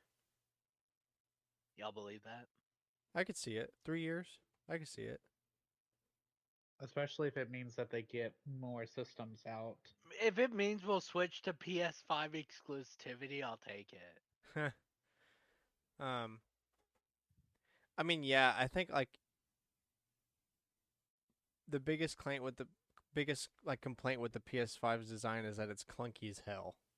I like it. Like I think it looks great. Don't get me wrong. And like if you have the room to stand it up, then it's fine. It's like a showpiece almost. Like it looks really cool. It's not just a game I get console. where Like it looks pretty cool. Yeah, But I've got it sitting on a table. yeah, Because downstairs there's just it's shelving units like at your house, mom's old house. So up here it was fine when I was playing it up here because I could just set it on the shelf below the TV on the entertainment center. But downstairs I have like this little baby table it sits on because it's massive. So I get that complaint. yeah. Because I want I it to be mean, able to breathe. Like I could move it towards the games, but I don't want it breathing on the games. Because yeah, all I that felt heat. it get hot. Yeah. Yeah, it's not worth the risk. And also like now that it's been out for a while and it's been fully debugged and everything, now they can like cheap up the parts, consolidate things, easier to Right. Not that manufacture. they know that people haven't cracked it by now. They can make a cheaper version. Yeah. Mm-hmm. And I That's think, the thing. Sony is really good about the security of their I mean, systems. so is Nintendo, except for when Nvidia failed them. But after they patched that, people haven't gotten around it on the Switch. Yeah, but the difference is since there's no way to close the that patch, all their games do still end up getting leaked. You know? Yeah. And also, I mean, it's so like Xbox is easy because it's literally a PC in a box. And a Switch, Xbox like hack us. We want you to put the games yeah, on so you'll buy they even us. offer dev mode to you. You can access Yeah. dev mode out of the box. They don't care. And The the Switch is Switch, like, basically unhackable except for the original model, which had the design flaw. yeah, and I wouldn't say unhackable. It's just really inconvenient to do it because Nintendo is gonna can tell when you've done it. So it's not that it's super hard, but they really discourage you because they're like, oh, we're just gonna fucking ban you from everything, because it's still an Android tablet. Like it might have Switch firmware on it, and they've like it's not gonna be easy, but most of the dissuading comes from like the well, we can tell when you've done it sort of thing. Yep. And PS5 is still kind of a PC in a box, but they do really make it difficult to get past everything. Okay, finishing topic. What is your metric for if a game is worth the price you paid for it?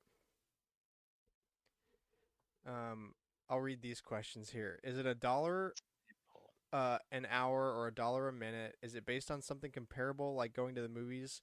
Run about $20 for 2 hours, so is it $10 an hour? Is it how much fun you had with the game, or is it something else entirely? So I can read Cooper since he sent it. Yeah, go ahead and do that. Okay, so Cooper's is honestly it would probably be based on the enjoyment or experience of the game. Games can be enjoyed at any price point for me. That's not what I'm worried about. I judge it more on how long of my time was spent enjoying the game. For example, I love Dragon Quest, but I have to judge the fact I spent so much time grinding the game. However, games like Among Us and Phasmophobia, I can just jump in and enjoy without having to grind. I hope that makes sense. Yeah. Yeah. Um. For me, it's really just like, did I get good satisfaction out of it? Like, is it hitting those buttons? Is it like it was the story So really gripping? I mean, because like think of it like, mine's are you good? yeah, I was gonna let you finish, but it's No, you basically good. that. Mine's based on the fun. Like Hmm. so let's take an example of something I beat, and I kind of forgot to bring this up. So Little Hope, right? I beat it. I had a great time. But if you know the twist, then there's no reason to replay the game because, like, I get why that would ruin the game for people. Like, I 100% get it because it's different than the other ones where it's like, wow, okay, it kind of cheapens your choices. Because like Stardew Valley, $15. The Right. amount of enjoyment I've gotten out of that game is easily worth $100. So Yeah. like, yeah, I did, but also like Resident Evil 8 was a very small amount of time in comparison, and that was 60 or Yeah. 70, I think 60. Yeah. 60. I And think mine. like I it kept me engaged. I played it all the way through, and like for me personally, that's a big thing because I just don't finish a lot of games. Like if you can encapsulate me enough to make me play all the way through, then yeah. So I actually do get the argument of an hour, $1 an hour. It. Until I started playing a lot of horror games where I'm like, damn, I got my money's worth, and Yeah, I because only. it gave you a horror experience, like a genuinely good horror Mhm. experience, which is what you're paying for that. Um, Yeah, I because I you can't drag out a horror game for I 60 think if hours. you reach the point of you got the dollar an hour, like some people like to do, then yeah, you can be like, yes, this game was 100% worth it because, but it's just not possible with some games. Some are just short. Um, that's why I kind of did the $10 an hour. I think that's a little more fair because you'll reach that, like based on the horror example, you'll reach that in most of them. Yeah. Yeah, true. But I do base it. Did I enjoy my time? Because I've bought games and then didn't enjoy it and been like, this is a waste of money more than the games I beat quick. Yeah. Yeah. Um. And I like. I think it really depends. Like the only time I feel like I'm gonna count whether or not uh, I got my money's worth out of it on the hours is if I'm not enjoying it. Yeah. I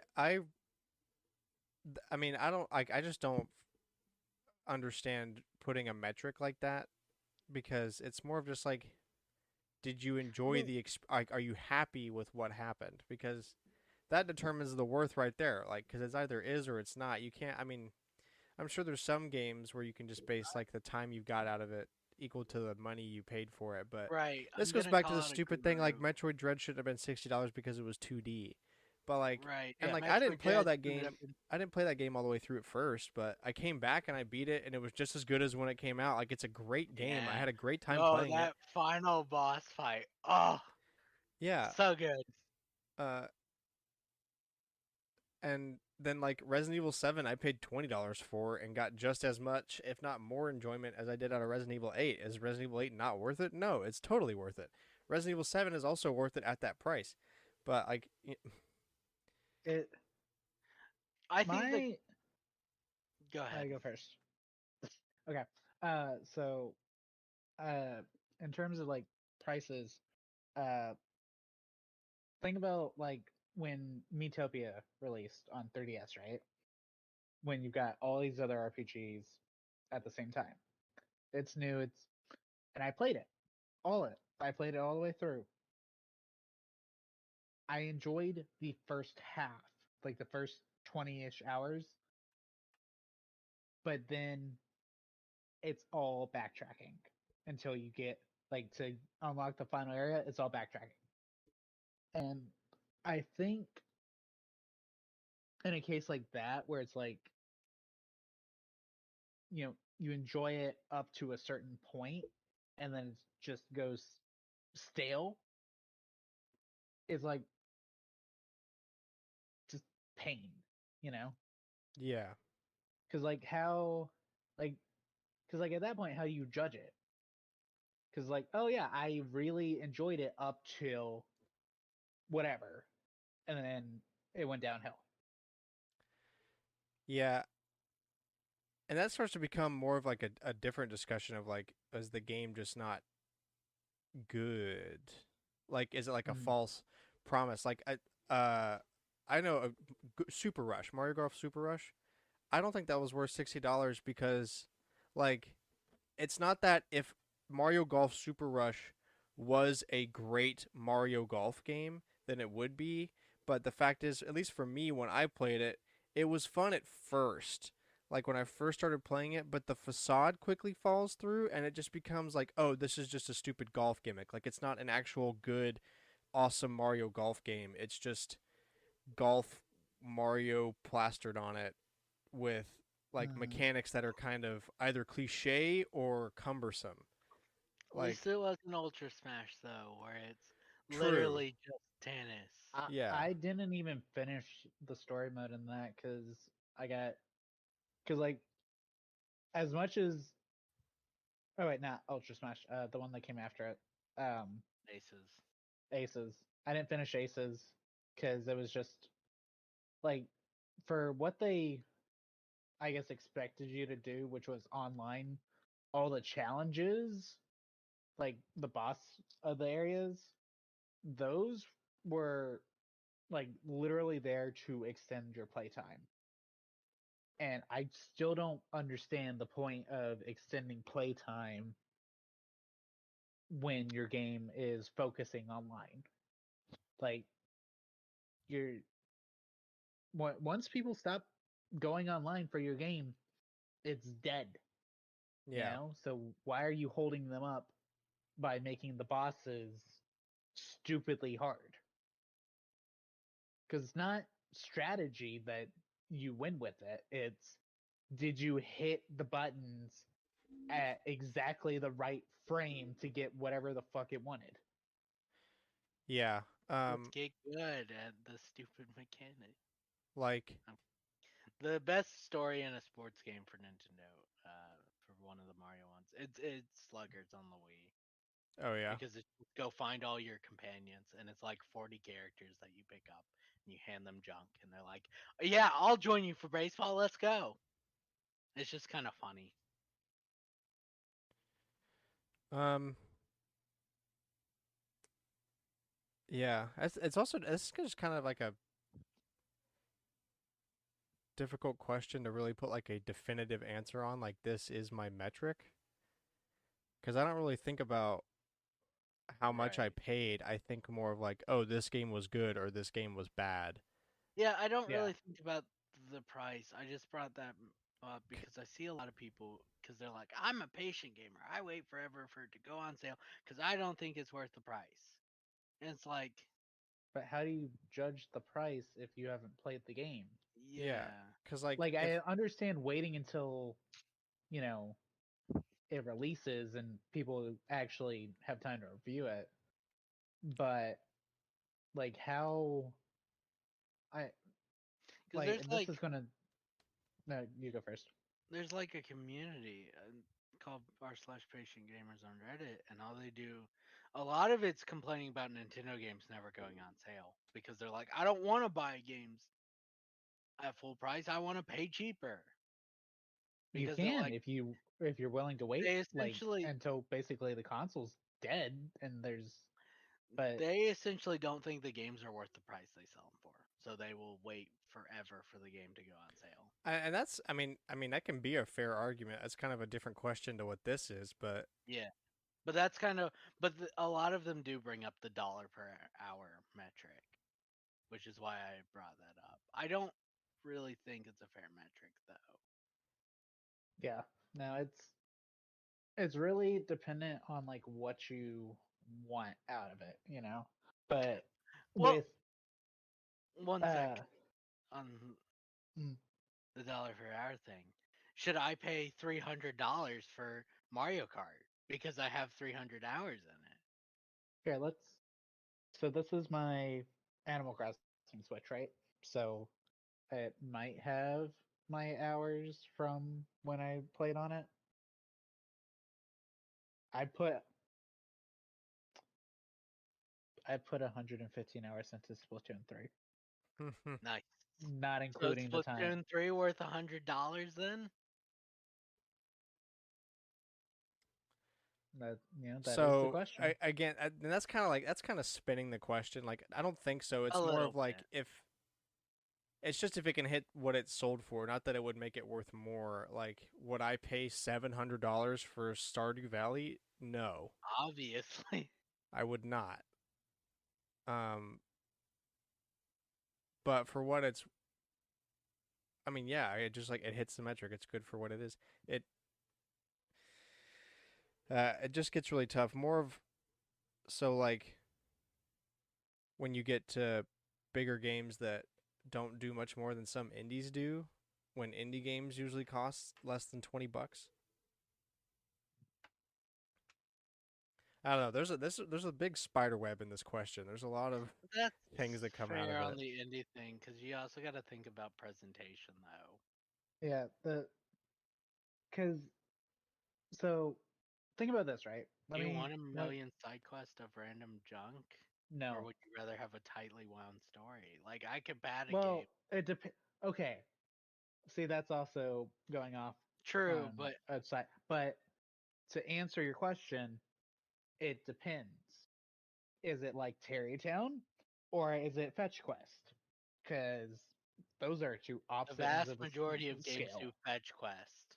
Yeah. Exactly, which is the problem. That's just you know Because people putting more bring up the time. dollar per hour metric. I think it's like way more well known because like that's kind of why developers try to pad their game with that stuff because people bring it up. Yeah, people just look at playtime and equate playtime to good. Mhm. I was able to put this many hours in. That means it's good.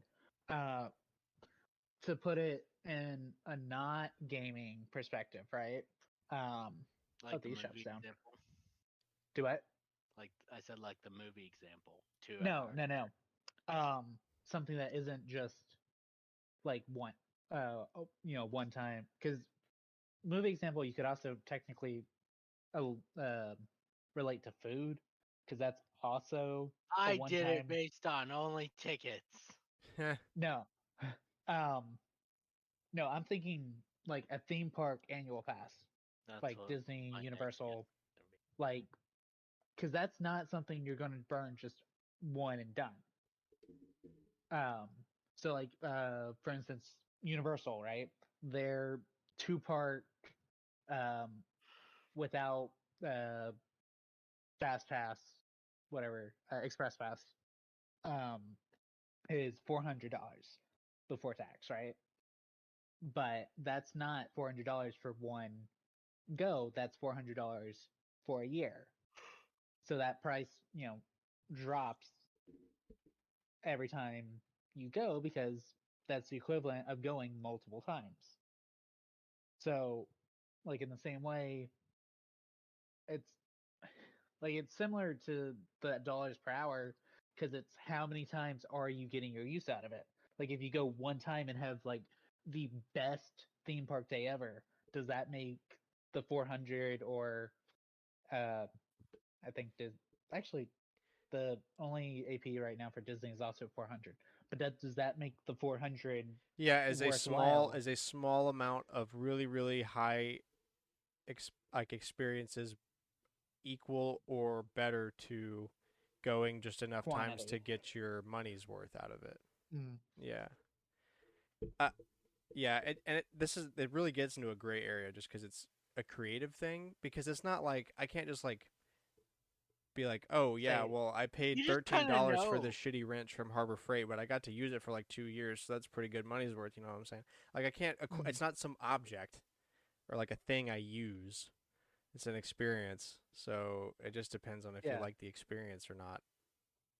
Because Yeah. that's really, I mean, I think that's what it comes down to me. It's just, was it good? Like, did you enjoy it? Then yeah, it was worth the money because you enjoyed it. If you didn't enjoy it, then either it was too expensive for what it was, or the game was just bad. Like that question's gonna answer it. I don't think you can just because you're not gonna make me play a game to $1 an hour. That's not gonna make it more worth it.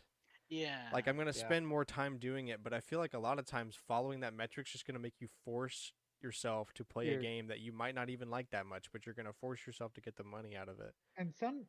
and some games don't even have that long, because Again, Resident like Evil 8's playtime is like 13 hours, I think, Yeah. on average. And it's $60, $70, something like that. I mean, take for instance Pokemon, right? Like that those games to beat the story somewhere in the 20-hour range. No, Diamond and Pearl's like 40. I do have 35 hours in Shining That's Pearl. right, because it goes on forever. Okay, but that's an outlier. Most are like 20 to the 30. So like an average of 25, I think. Um, How about but this? like How about this? Binding of Isaac mhm, is theoretically infinite replayable, right? It's like randomly generated, new because runs every time. Right, but you mhm, could just beat it once as well. Yeah. Does that make it not worth it if you don't replay it a bunch of times? Like, what if you hate dungeon crawlers? and you only learn that after beating it the one time. Does that make it not worth the money, or does that just mean you don't like dungeon crawlers? It depends on why you Like, don't like it. I don't really like multiple 100-hour RPGs. Are they worth the money in this metric? Then yes, because you pay $60 And you max have and you get hundreds of hours of you get content. 300 hours of content. But But I does do that not want to play that. I mean don't want to yeah, play that. So does that make it worth it? To me, no. You can't put like a there's no Dollar objective amount. right answer for this. I think it's just, did you enjoy it? Yeah, If the answer is totally. yes, then you I'm fully with probably that. I've paid legitimately what put it's 40 hours worth. into Sword. Whoops. Like, I know people get on semantics because they're like, well, games went up, from 50 to 60 and now they're going up to 70. But, like, we're not that much higher than we were because in 64 games, we're 65 at the minimum. Yeah, didn't Super Mario RPG cost like $80? Yeah, it was crazy. Like, at least we have a set, this will be the price of AAA games. You can get into semantics on that as well. Should AA games cost the same as AAA? Yeah. And I mean, technically, what we've seen, no, Nintendo still charges 60 for Switch games, while PlayStation and Xbox are moving to the $70 price point.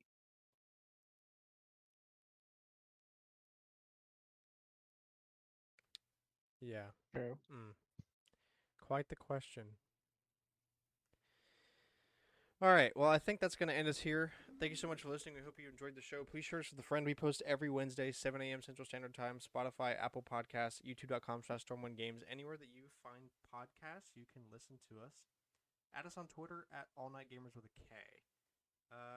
Let's see. What is your metric for is the game worth the price? Give us an essay. What do you think? Are you going to buy a PlayStation VR2? And are you going to buy Sonic Frontiers? Let us know. And join us next week for Wii U's 10th anniversary. Yeah, it's going to be a big week next week. We got the Wii U thing coming out. We got Pokemon stuff. We got the Indie World Showcase. And then maybe Jeff Keighley will release the poll. Yeah, and also God of War Ragnarok will be out, so we can look at those reviews too. Come join us next week. It'll be a fun time. We'll see you there. Thank you so much. Bye-bye. Bye.